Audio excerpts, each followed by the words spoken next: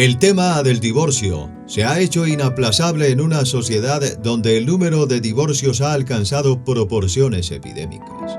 Debido a la proliferación radical de los divorcios y a los problemas legales y familiares que provoca, la ley ha adoptado medidas para facilitar el proceso al permitir el divorcio de mutuo acuerdo. A medida que el divorcio se hace cada vez más fácil de obtener, el problema de su incremento se agrava.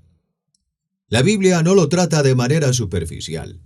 La enseñanza de Jesús sobre el tema se imparte en el contexto de un debate del primer siglo entre las escuelas rabínicas. Había un desacuerdo continuo entre los liberales y los conservadores sobre los motivos legítimos para el divorcio. Jesús fue confrontado con el problema. Y se acercaron a él algunos fariseos para probarle diciendo: ¿Es lícito a un hombre divorciarse de su mujer por cualquier motivo? Y respondiendo Jesús dijo: ¿No habéis leído que aquel que los creó, desde el principio los hizo varón y hembra? Y añadió: Por esta razón el hombre dejará a su padre y a su madre, y se unirá a su mujer, y los dos serán una sola carne. Por consiguiente, ya no son dos, sino una sola carne. Por tanto, lo que Dios unió, ningún hombre lo separe. Mateo 19, versos 3 al 6. Observamos que cuando los fariseos le preguntaron a Jesús sobre la ley de divorcio liberal, los llevó de inmediato a la Escritura y a la institución original de Dios para el matrimonio. Destacó que el matrimonio está diseñado para que dure toda la vida y que la unión del esposo y la esposa en una sola carne no puede disolverse por decretos humanos. Solo Dios está autorizado a determinar las causales para disolver el matrimonio. El debate continuó. Ellos le dijeron: Entonces, ¿por qué mandó Moisés darle carta de divorcio y repudiarla?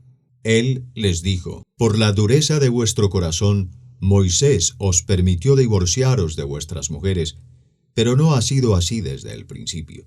Y yo os digo que cualquiera que se divorcie de su mujer, salvo por infidelidad y se case con otra, comete adulterio. Mateo 19, versículos 7 al 9.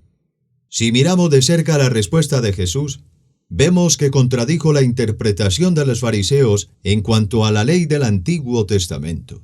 Moisés no mandó, sino que permitió el divorcio por motivos específicos. Sin duda, Moisés fue el vocero de Dios. Entonces fue Dios quien permitió esta excepción a su intento original debido a la presencia del pecado que viola el matrimonio.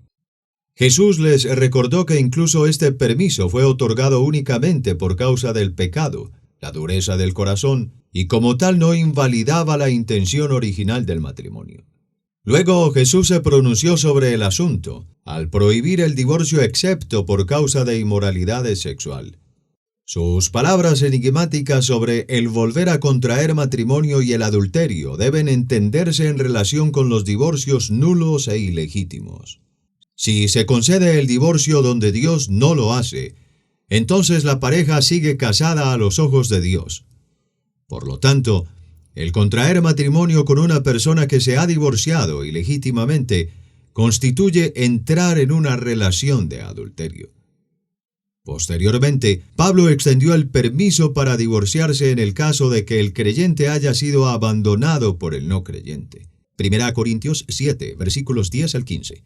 La Confesión de Fe de Westminster resume esto así: El adulterio o la fornicación cometidos después del compromiso, si son descubiertos antes del matrimonio, dan ocasión justa a la parte inocente para disolver el compromiso.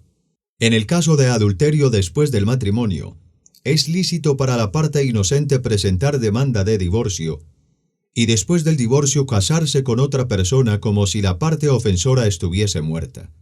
Aunque la corrupción del ser humano sea tal que le dé aptitud para estudiar argumentos para separar indebidamente a aquellos que Dios ha unido en matrimonio. Sin embargo, nada excepto el adulterio o la diserción obstinada que no puede ser remediada por la Iglesia o el magistrado civil es causa suficiente para la disolución del lazo matrimonial.